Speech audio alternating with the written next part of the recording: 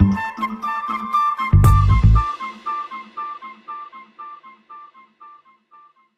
this is Brian. Welcome to Philosopher's Notes TV. Today we're going to profile Tony Robbins. I don't have a book here because I'm going to base this one, the Philosopher's Notes I have, about 6 pages with maybe 20 different big ideas that I got not from his books, but from a couple of his incredible seminars. So, what was it called? Unleash the Power Within, which I went to maybe 7 years ago.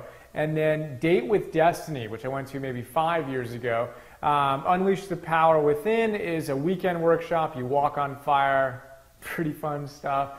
And then the Date with Destiny is a week long, which is just incredible. I filled up literally an entire journal in the span of that week. And I like to say that Tony Robbins is part rock star, part comedian, and part philosopher, and really, really, really good at what he does. The way he can create energy in a room of a few thousand people is just extraordinary. So in this note, we take a look at about 20 or so of my favorite big ideas from those workshops. And in this episode, we'll look at a few of them in detail and a handful of them quickly.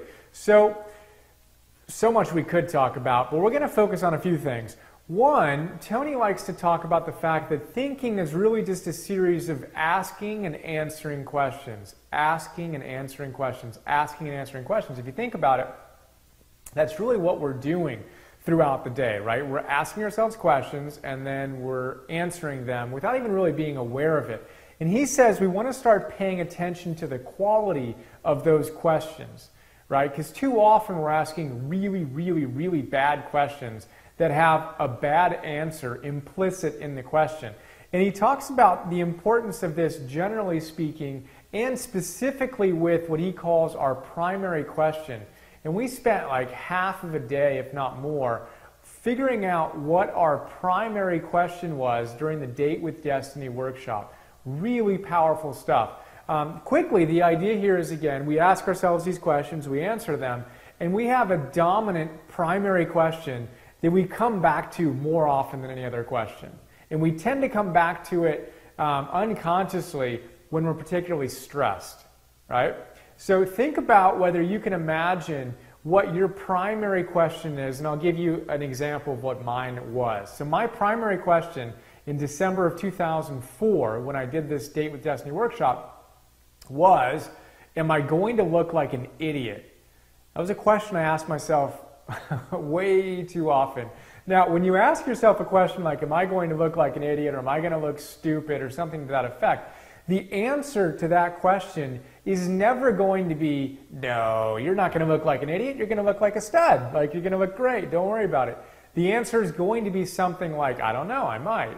Or, worse, and often more likely, yeah, you probably are going to look stupid, don't do whatever you were thinking about doing.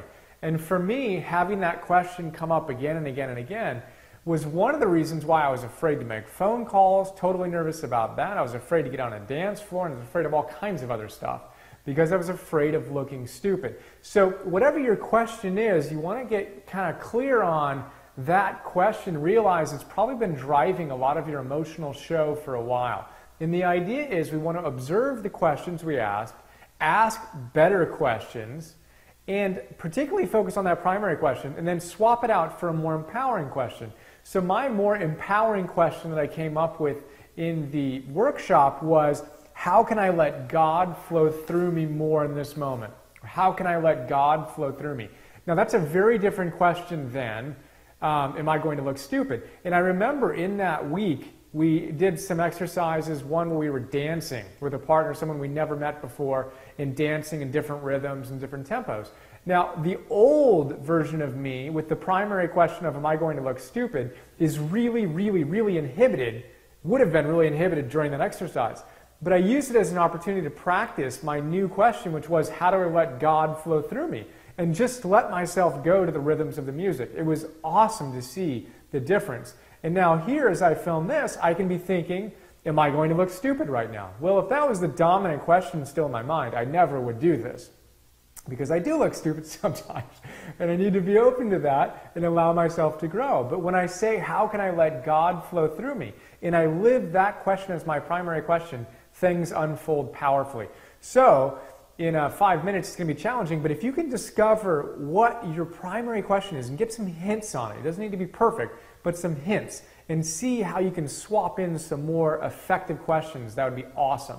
So that's one of my favorite big ideas, really transformed my life, and hopefully you can see something in your question and answering process from that description. So moving on, Tony also talks about the fact that good judgment and success and bad judgment and how they relate. He says success is the result of good judgment, and good judgment is a result of experience, and experience is often the result of bad judgment.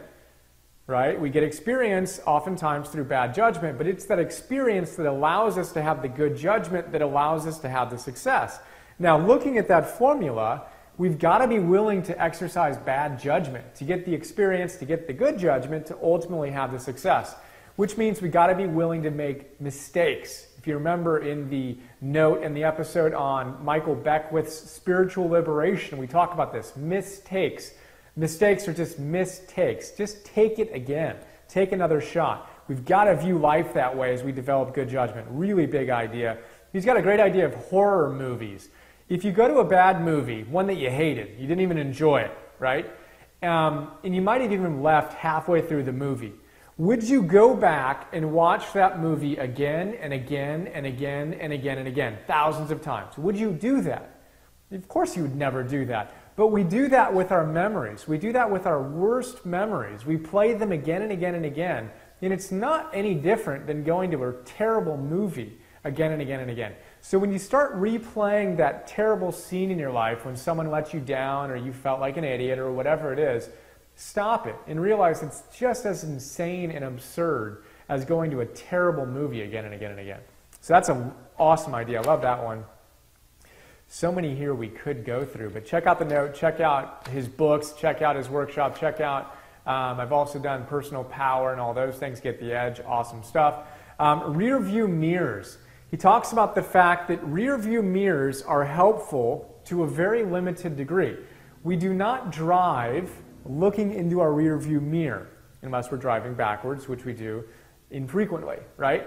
But if we're trying to go forward and we're staring into our past, into the rear view mirror, we're going to get into accidents. We're going to have problems. So we want to focus on this moment. We want to focus on looking forward at the goals and the things that are inspiring us. And use the rear view mirror. Use reflecting on the past selectively and effectively. But don't obsess and stare into the past all the time. You're not going to get very far. And when you do travel, you're going to run into stuff. Not a good idea.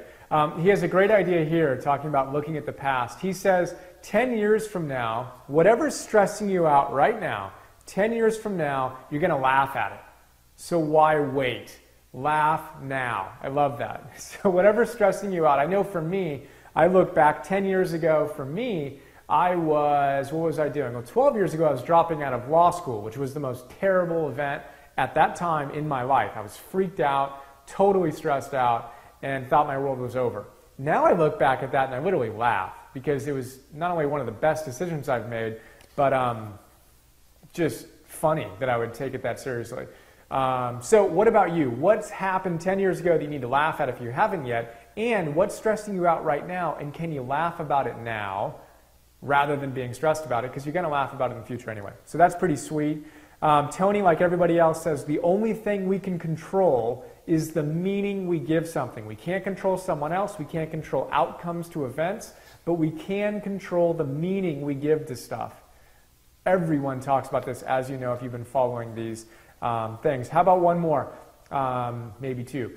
Shoulding on ourselves. Tony's got a great one here. All kinds of teachers talk about this too. He says, quit shoulding on yourself. I should. I should do this. I should do that. I should do that. Well, whatever. It's shoulding on yourself. Louise Hay says, turn your shoulds into coulds. Totally different energy to that. Check out the note on You Can Heal Your Life by Louise Hay. I talk about it more. But turn your shoulds into coulds and quit shoulding on yourself. So we could talk about Tony for about a year and get through half of his stuff, if that.